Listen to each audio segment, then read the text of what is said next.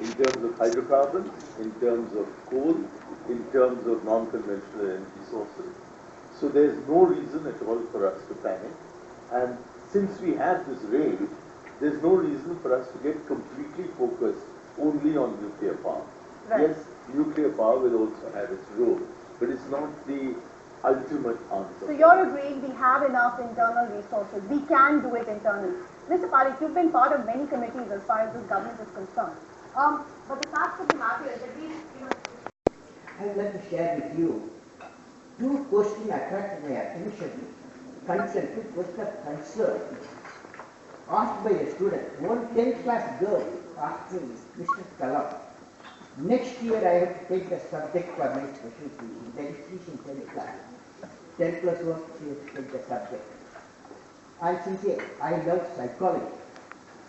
My parents say no to the subject. They want me to take the subject that will enable me to enter into a professional course. What should be my answer? Please ask me. Do you have any answer? I thought of it. This big concern to the chief minister or the king of deputy MLA.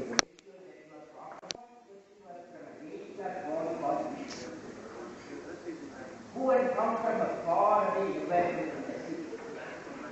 He was a nervous and representative youth in an Indian village. The boy started telling his name. My name is Vishu sir. I don't know what to do. Here, our guest, because this is a program organized by Network 18 along with our partners, but I am a guest in your state, so that balances us. Definitely. So I can ask you difficult questions. You're welcome. Thank you, sir. Okay, as far as your initiatives are concerned, you have done some of your e-governance initiatives. Would you like to talk about them? In fact, we have tried our best.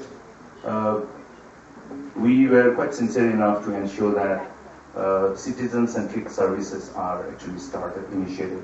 And whatever core infrastructure that we require for enabling that kind of services have been already laid.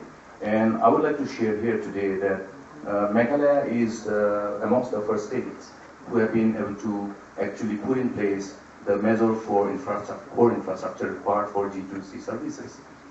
Therefore, though we have other constraints which is required to be addressed by other agencies and the Government of India, which is linked to the connectivity, the bandwidth, those are a few challenges we have, but we definitely have initiated and we are much ahead of any of the states.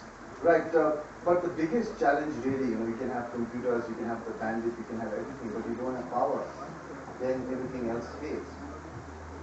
It's quite irony that in spite of the abundance of the resources that we have, which will enable us to generate energy from various sources, notwithstanding the hydropower potentiality that we have within the state, we have not been able to tap this because of number of issues, and at the same time, the government had actually taken up some proactive steps.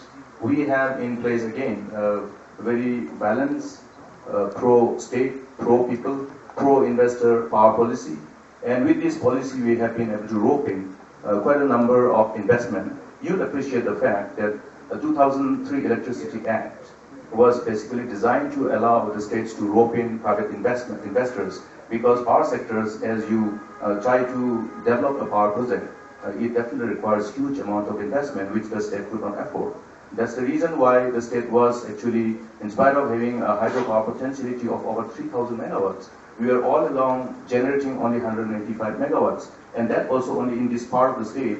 The western part of the state, which actually covers half of the area of the state, was not having any generation. So these are the challenges, and we would like to ensure that these gaps are addressed. We already have projects coming up. But with hydro projects, comes issues of environmental clearances, and there are certain problems, like in most states which have hydro projects are facing it. You said you are inviting private partners, but what kind of interest have you seen? We have received tremendous